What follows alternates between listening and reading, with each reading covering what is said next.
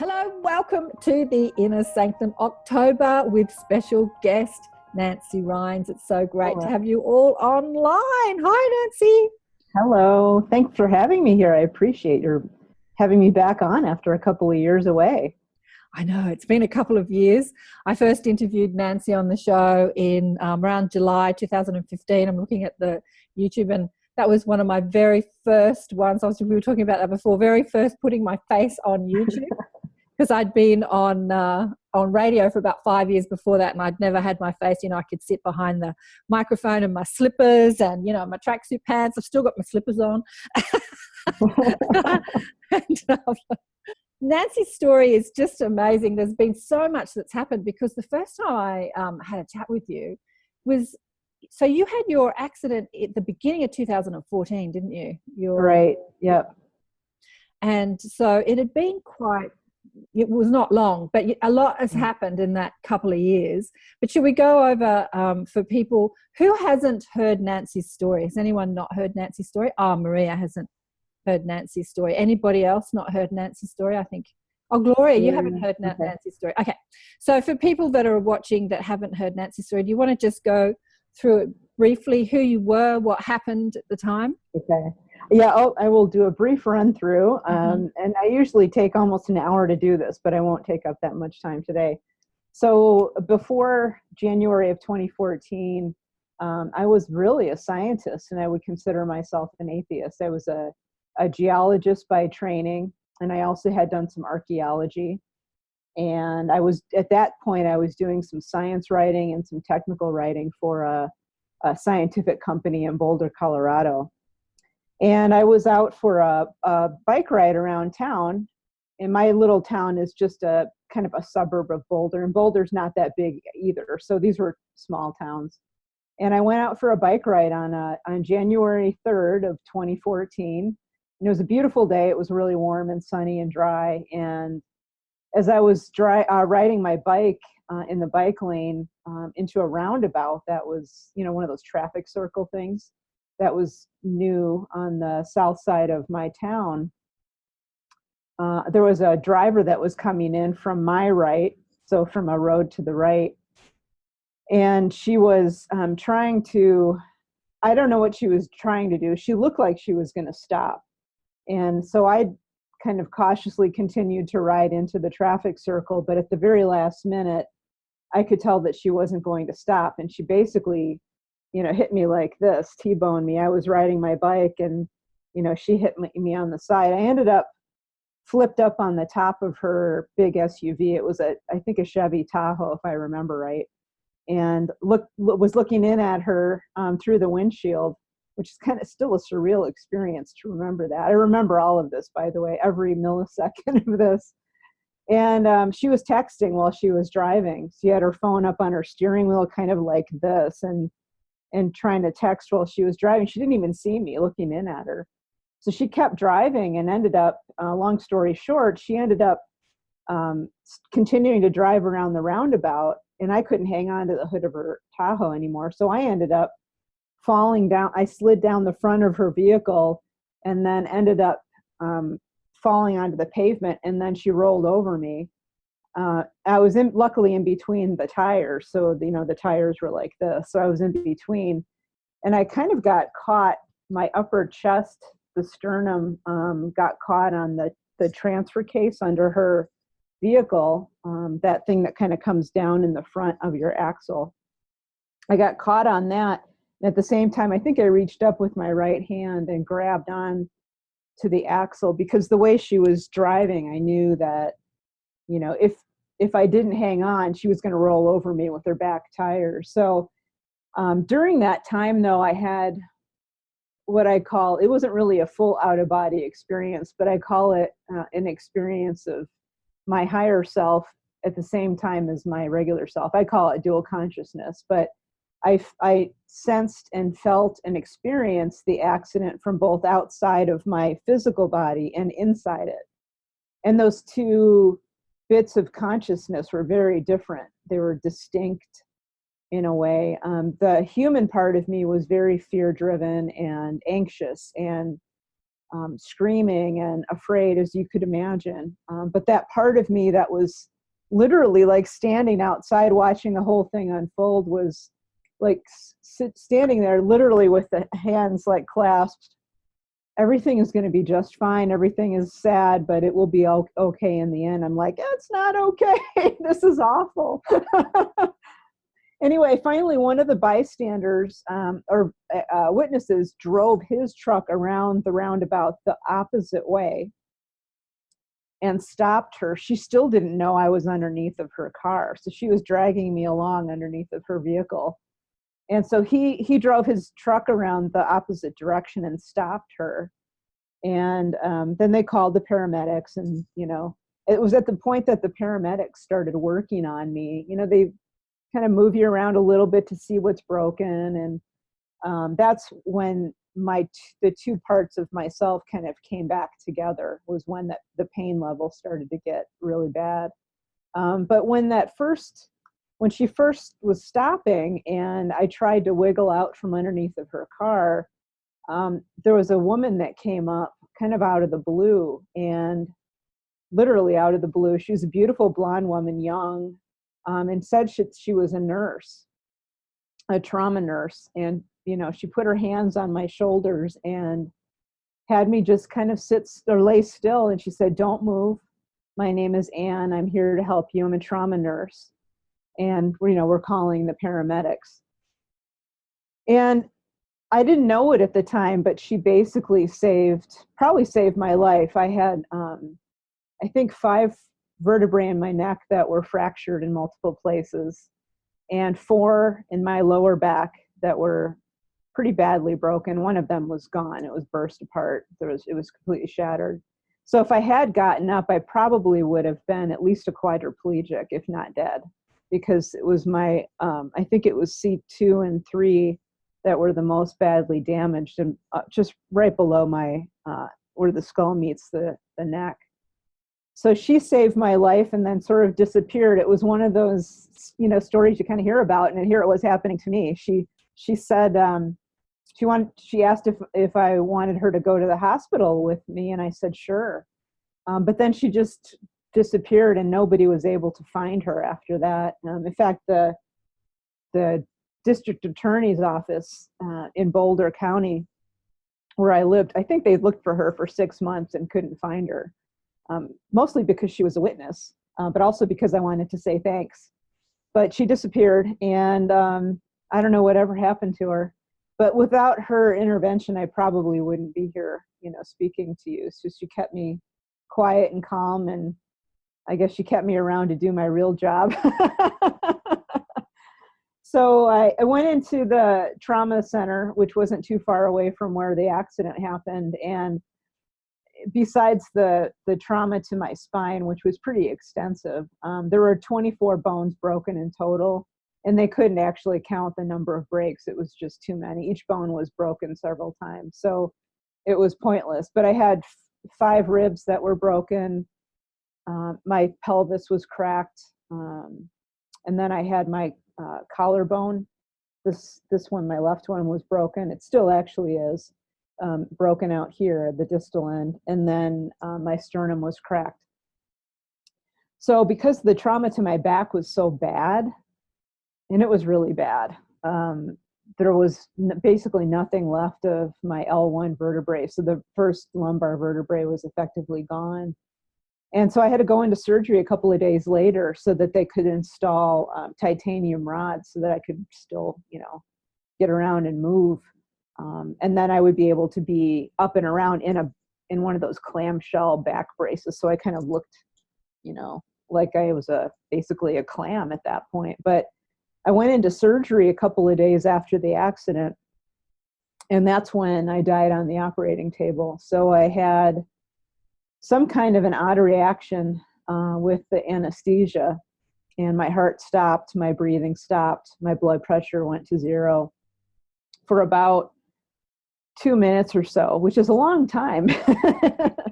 The operating room nurse that I spoke with later, actually relatively recently, said they were pretty well panicked. But anyway, that's when I found myself waking up in this really beautiful place. And it was a place of, I was on a mountainside almost, or a hillside with a meadow and beautiful flowers and trees in the distance, and, you know, mountains and mountains beyond. And it wasn't just beautiful to my eyes, but I could feel welcomed and at peace and loved and accepted for who I was in that moment.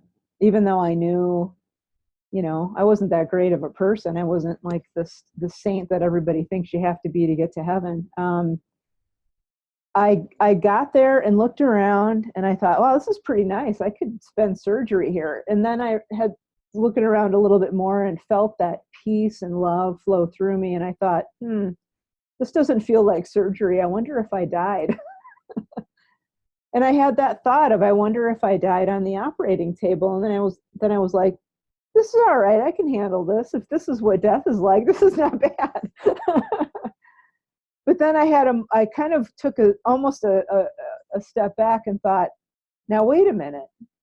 I don't believe in any of this stuff because I was an atheist. How come I'm here? And I was thinking this in my head. I wasn't vocalizing it. In the moment I thought that in my head, there was a voice that came and said, you are home. You are my child. Welcome home. And it was accompanied with so much peace and love and acceptance that I lost it. I think I cried it felt like hours, just to have that amount of acceptance, even knowing that I've been a human. I've been imperfect. I hadn't been a saint, but I was still accepted back into our spiritual home. Doesn't mean I was off the hook for some of the things that I had done. And you know, I went through what felt like, if I were to put it into earthly terms, probably 2 or 3 months of education with a spiritual guide. She told me later that her name is Mary, so I'll call her Mary. But so she took me on a journey. And it was kind of like, you know, the whole Star Wars Jedi Knight thing. It felt like I was being schooled by Yoda. You know, I was going through all these places and she was teaching me things as we were walking. And it was really more about, at that point, how to take heaven's wisdom and live a good life on earth. Right. So I call it Heaven on Earth 101. Yeah. And that's what she taught me. And it took, like I said, 2 or 3 months to instill that, just the basic wisdom in me. And then once that time was up, and a lot of stuff, I mean, there was a lot of stuff about, you know, peace and love and connection and gratitude and living from your heart and the power that we have within our own choices. Once she got through all of that, she said, well, it's time for you to go back now. And I said, there's no way I'm going back there. I'm going to stay here. Yeah. So we had a bit of a tussle. I was the one that was throwing the fit, and she was just kind of, you know, standing there like, yeah, I've heard this before. You know, I'm sure she's dealt with the same thing before if she's ever dealt with an NDE. But I threw a fit for quite a while. But she reminded me while I was there that I had made an agreement to do all this stuff. Right. And once I saw she showed me making that agreement from her perspective. So I got to see me basically, you know, symbolically signing this contract, but from her perspective as a witness to what was happening. And I'm like, oh, okay, well, I guess I do have to go back. I still don't want to, but I did realize all of a sudden it felt like a literal weight kind of fell on my shoulders, like, oh boy, this is a big deal. I made a commitment and I need to go back and keep it. And the first part of that commitment was to take what I'd learned and turn my life around. Right. That was the deal. I had to do it on myself first and share it with my family and friends. And so, I mean, I'm still doing that. That's still part of my own learning. I still put that into practice every day. But then the next part of it was I was supposed to be explaining or teaching some of these concepts to other people, whoever wanted to listen. And so that's kind of what I've been doing since. But that's it in a nutshell. There's a lot.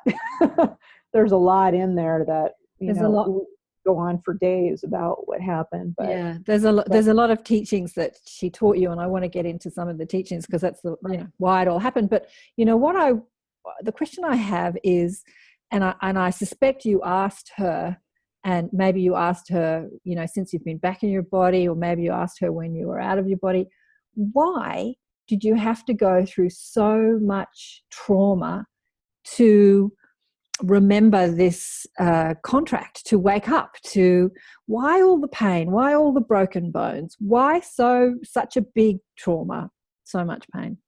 Yeah, that's a good question. I had been given 3 opportunities before this to turn my life back to the spirit, to God, however you want to phrase that, divine presence. Right. So now I call it mostly the divine presence or spirit, but I had 3 opportunities prior to that to make this shift. Right. And each time I turned away. And right. each time the opportunity became more and more traumatic. So the last time before this one was when my dad died. Right. And it was a pretty traumatic death for him and for me and for everybody. But I had a moment there where I kid you not, I had a shared death experience with him. Mm. And I didn't know what it was at the time. I only knew, actually only about a year ago, I met someone who could explain to me what it was. But so when he passed, I heard the same song with him that I heard when I was in heaven. Oh. I didn't know. I thought I was crazy when that was happening. I thought it was a nutcase because I was an atheist. I didn't believe in any of that. But I heard it. It was loud and insistent. Went through me. I could hear. It was a joyful song, and I wrote about it on my blog because it was just so moving. And that was the last opportunity that I had to make that shift back to becoming a spiritual person again and fulfilling what I was supposed to do as a teacher. I really am kind of a teacher, mystic, warrior in some respects. But mostly in this life, I'm supposed to be a practicer. The first thing I do is practice what I want to teach and then teach it. And I had gotten completely derailed from that. And this was my last opportunity. So without this, if I turned my back on this opportunity, it was basically it. I wouldn't get another chance. Mm-hmm. So luckily, I took the chance and started to live the life. Yeah, I guess it took a big. Some of us have harder heads than others, but sometimes it takes a huge trauma like this in order to kind of really snap us out of where we are. And I was so entrenched in being a skeptic and a materialist and a non-believer, atheist, everything. And I used to make such fun of people who had spiritual experiences that I needed, I think, something really big. And it was something beyond meeting just Jesus or the Buddha. I met God, and when you meet God, it's like, oh boy. It's not a come to Jesus meeting for me. I needed the come to God meeting. And I needed the big wake up call. Some people don't need such a big wake up call, but I guess I did. Well, yeah, your story speaks of so many that I've spoken to.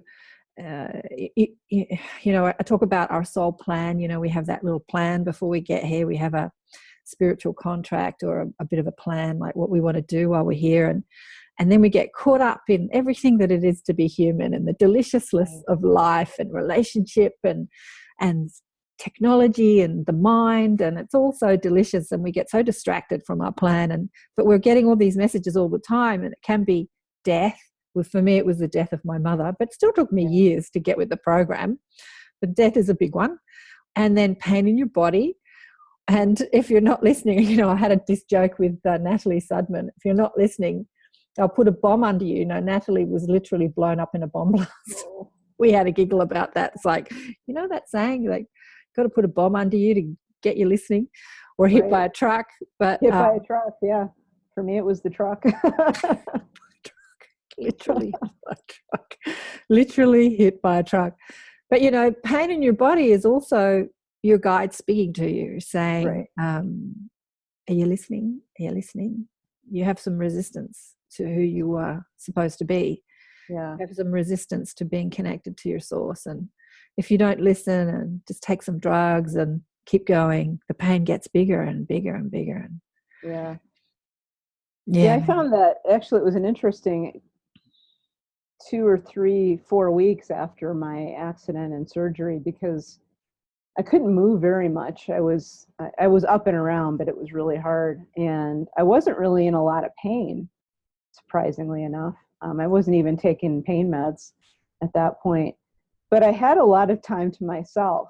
And for whatever reason, that, and there may be a physiological explanation for this, but the pain, the bit of pain that I did feel propelled me really to, I guess, go into a form of meditation and contemplation, and just learning how to be with it. I was learning how to really turn off the ego mind and just be in this place of appreciation and love. I remember laying in the hospital. I was in the hospital for 2 weeks after the surgery, and I would just lay there when my family wasn't around for maybe an hour or two, and I was just feeling so grateful. It was this complete, utter engulfment in gratitude and love. And everybody who would walk in the room, whether it was like a nursing assistant or a housekeeping assistant or whatever, I'd be like, oh, wow, you're just so loving. Thank you for doing what you're doing. And I wasn't even on drugs. I wasn't on opiates or anything. I was just me. That was just me. But it allowed me, I think, to just completely, that and of course the dual consciousness experience, I could really tell what was my human consciousness, my ego, versus what was my higher self. And I could switch back, and I still can. I could switch back and forth relatively easily. But even when I'm in this human state, I'm in my human state. I call it with, I'm walking with my soul in the front, and my ego is off to the side. So before, and even when I spoke with you, last time I wasn't really at that place yet. I was still struggling, and it was mostly my ego. But now, in the last 8 months or so, there's been a continuing shift from all of this that has happened, where I'm in a moment of awareness in each and every moment. So it's kind of wild. Yeah. But I feel very conscious in each and every moment, and I can bring that consciousness to those times when my little ego self is like, blah, blah, blah, or, chattering, or in fear, or concerned, or whatever it's doing over here. But that soul consciousness, or that higher consciousness, now is really driving my days. It isn't always that way. I mean, I still have slip-ups, but yeah, it feels a lot better. I'm very calm. Even though, sometimes, some days things don't necessarily go right, at least in, my little ego mind, but still I feel fine. I'm calm with it. I just let it roll, and everything is good. So that's been a big shift since you and I talked last time. Yeah, I know. It's beautiful. There's so much that's happened to you, because, when we talked last time, it had really only just been just over a year, like, I don't know, a year and a half or so. And, right. And since then, your book's out there and people are asking you to come and speak. And so you've been the teacher, you've stood up there as the teacher and sharing your experience. And as we were talking about before I pressed the recording, you've been exposed, as I have, to a whole lot of vilification from people judging you for your experience and coming to you with their ideas of heaven and religion and all that sort of stuff, which is a spiritual growth in itself, you know, to be judged so much, and then to stay in that higher aspect of yourself and not feel like you need to defend yourself, but come back at these people with love. You know, when people attack you for, you know, they come at you with their beliefs and you're wrong and I'm right and all that sort of stuff, to stay in the soul aspect, as you were talking about, and not get in the ego mind that says, let me just tell you that.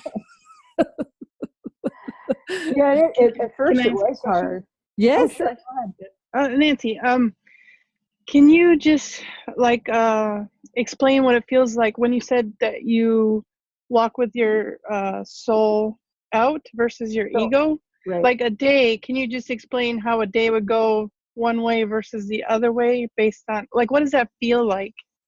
It's tough to describe, but I'll try. And I don't know that the day necessarily flows any differently. What's different is that I'm very literally in each and every moment I'm aware, and it's more like an expanded consciousness. So I'm aware of everything and everyone, and I'm seeing my actions from a lot of different perspectives, which at first is a little bit confusing, but I feel extreme connectedness to everything in each and every moment.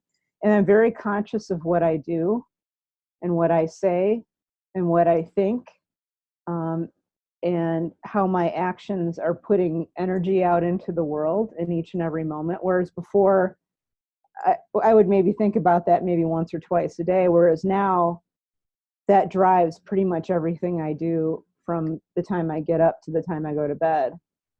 And so inside it feels very calm. I don't really get upset. I trust that things are working out just the way they should, even though it's funny because sometimes I can feel that or hear that little ego mind wanting to get really over dramatic and upset. And I'm just, it's okay. Don't worry, it's going to be all right. We'll figure out a way to deal with it. And that little chattering mind just kind of gets quieter and quieter over time. But it's really more of a knowing, because I know that this is temporary. There's a knowing sense that I am a part of something greater and I'm here to do my job. There's a knowing that everything, and this was really intimidating for me at first, which is I think why it took me so long to get here. Everything that I do and say and think and feel is energy. And it's the thinking and feeling that trip a lot of people up, because they assume that they can't influence what they think. And I'm here to tell you that you can. It takes some work. It may not necessarily be easy as pie, but it is possible. But everything, I know that now, everything in each and every moment is a gift. There's the whole, Eckhart Tolle talked about the now moment. It is just now. And so my consciousness is only worried about or dealing with the now moment. And there is no worry. I may not know what's going to happen in a year, but I'm okay with that because I know I'm doing what I can right now and what I need to be doing right now. So it's more of a sense of, I call it inner Zen. It's, it is just Zen. People look at me and they're like, how did you get there? Because I used to be a super anxious person. And I wouldn't say I was depressed or anything, but I would go through, cyclic moods of up and down. And now it's pretty much, it's even keel. I'm usually pretty upbeat, not like super upbeat, but I'm pretty even keeled and very conscious and just very attentive in each and every moment. I don't go unconscious like I used to, where you kind of, act out of reaction rather than being proactive. So a lot of the way that I used to be was very reactive and unconscious. And so today I would say I'm more conscious of everything that I do in each and every moment and everything that I say. But it's a very calming place to be. And I think I've only gotten upset once in the last 18 months. Yeah. And that it was silly. And when I was in it, I, finally caught myself being this whole, going through this whole human drama again. I was like, oh yeah, we don't need to deal with that. Everything's going to be fine. And then it was over with. But it's for me, it's a stepping out of the human drama and into truly living the way that I felt while I was, in that heavenly state, just an expanded state of consciousness. I don't know if that helps or what, but hopefully it does. Yeah, that was good. Yeah, that you're just aware of everything you say. Like when you're interacting with people, you're consciously aware of what you're not just reacting to what they're saying. You're really, okay. Yeah. Yeah, it's a conscious listening. And it's interesting that it's a conscious listening from the ear, but it's also, for me, when I'm speaking with someone personally, it's eye to eye and heart to heart. And I'm just in it with them. And it kind of freaks some people out, especially when I've been trying to date, because I'm single and once in a while I've gone on dates, and it really freaks normal people out when you're really attentive. They just don't know what to do with that. And I've been helping. I'm working on as a consultant right now for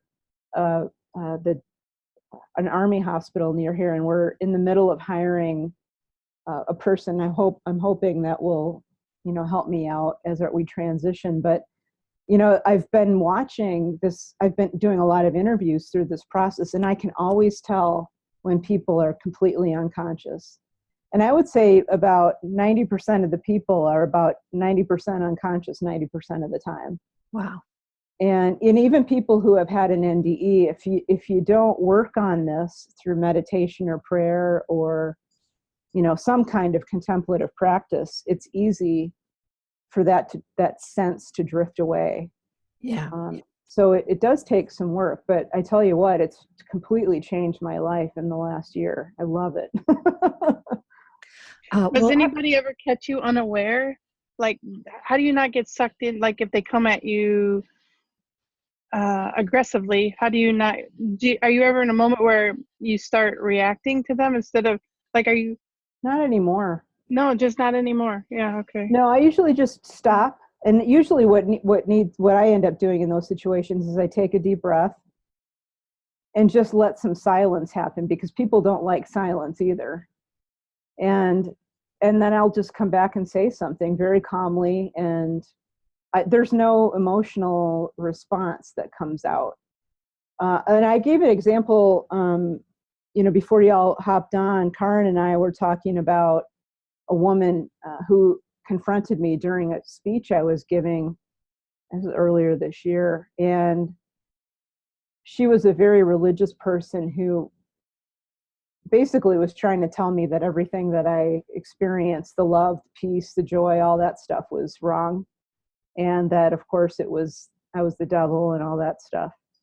And I just let her talk. And then after a couple of minutes of her spouting off, then she asked me, well, how do I make all my atheist friends become Christians? And I was like, first of all, that's not your job. But there was a part of me that just said, it's fine. She needs to hear this. So what I told her is, just be the love and peace that, you learned from Jesus. And she just went like this. But there was no emotional response from me. I didn't react. And so if you don't participate in the drama, it goes nowhere. Exactly. The energy just dissipates. So that the drama that someone comes at you with is basically, an invitation to participate in that drama and get all, spun up. But if you step back and, refuse to accept the gift and just stay in your peace, they don't know what to do with that. And then they can relax into it a little bit and actually hear. But it takes someone to just stop and refuse to participate in that drama. One of the things that Mary taught me, during my NDE was that we humans when we're in our unconscious states, are very prone to drama. We like to get all wrapped up in this ego and the drama and making things, way more dramatic than they really need to be.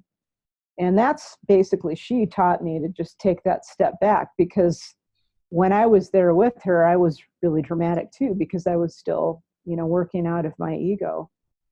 I hadn't left that human self behind yet fully.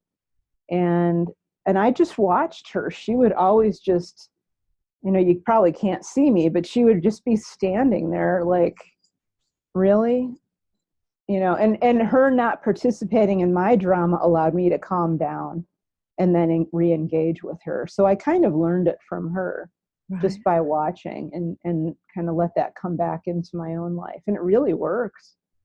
It's crazy how good it works. I do it with my daughter too, but she's 16, but she's not prone to drama like a normal 16-year-old. So I don't know if she's picked this up from me or if she's just been that way, but it's nice to see her getting this lesson too, that she doesn't have to participate in that drama. Oh, there's so much. Oh, it's just fabulous. What you're saying is just so fabulous. Look, for everyone that's on this call, this message is really for you. It's the ones that don't participate in the drama, like Mary, like Nancy,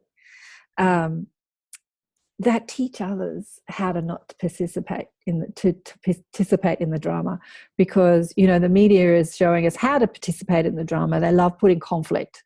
All those soap operas. There's like someone barking at someone and someone barking back, and there's just conflict all the time, like this reaction. And this is what being a deliberate creator is all about. It's being deliberate in how you respond to life. And it could be these overzealous religious people telling you that you're wrong and you're being. I get a lot of people say that I've been possessed by demons. The New Age is demon. You're demonic, and unless you come to Christ through the church and yada yada yada. But whatever anyone's saying to us, it's always coming from their own fear. If somebody is judging us for anything, whether it's the 16-year-old or the 26-year-old daughter yelling at, you don't understand me, it's just coming from a fear. And as teachers, as new old teachers, as all of you are, when you come from love and come from that soul aspect, as Nancy's talking about, because that's who your soul is, it's love. So every time you're loving, whether you're loving the cat or you're loving the angry person or you're loving the lover, you're coming from your soul aspect. Every time you're in joy, you're in your higher self. It's kind of that simple, really. But when you come from that up against the person that is in fear, that's yelling at you or vilifying you or judging you, you show them who they can be inside there. You show them. And as you say, like Byron Katie says, defense is the first act of war. So as soon as you defend yourself, you're now at war. And what's really interesting is these spiritual religious people, they talk about peace and they want peace. They want you to come to Jesus because they want more peace, but then they want to have that fight with you about how you're wrong. So they're participating in the war, and it's up to us to not participate in it. Right. Yeah, that's a huge lesson. It was a big one for me, and it was a huge aha moment when I finally got it. But it's really, Jesus spoke about it. It's being in this world but not of it. Mm-hmm. You can be here but not participate in all this drama. This stuff works in meetings. I use it all the time when I do consulting sometimes, and if I'm in a meeting, I actually right now work for the U.S. Army. So talk about confrontation and, defense, but they're actually wonderful people to work with. But there are times when meetings will get heated, and it just takes someone or a couple of someones to just chill it out by going into that non-judgmental, unemotional, non-dramatic place and just kind of calm down the drama. The human ego and mind just naturally go into that. So anything that you can do in your own self to calm that down. For me, it was more of a consistent spiritual practice of learning how to focus my attention. I have a devoted spiritual practice every morning. I do some things, and throughout the day I do gratitude, and then I do meditation and prayer at night. So I make sure that up until then I was practicing, and then finally at some point it clicked. It all came back together and just became the way I was. In fact, one of my students, I think it was this summer down in California, said, we Californians like to have some really complicated spiritual practices, and the more complicated, the better. And he looked at me, and he was a young guy. He was probably 25 or 30 or something. And he said, but that's what I want is what you have. He said, your life is your spiritual practice. And I said, yes. Bingo, you got it. That's exactly what it's all about. Making your life your spiritual practice. Exactly. Ooh. If you would like spiritual guidance from my guides, Blissful Beings, go to KarenSwain.com for a reading, or to listen to more enlightened thought leaders share their wisdom. Go to the listen page on KarenSwain.com and choose who you want to listen to. Remember to check us out on Facebook, Twitter, Instagram, Pinterest, you name it, we're there. Until next time, bye for now. You feel like that's what you want to do.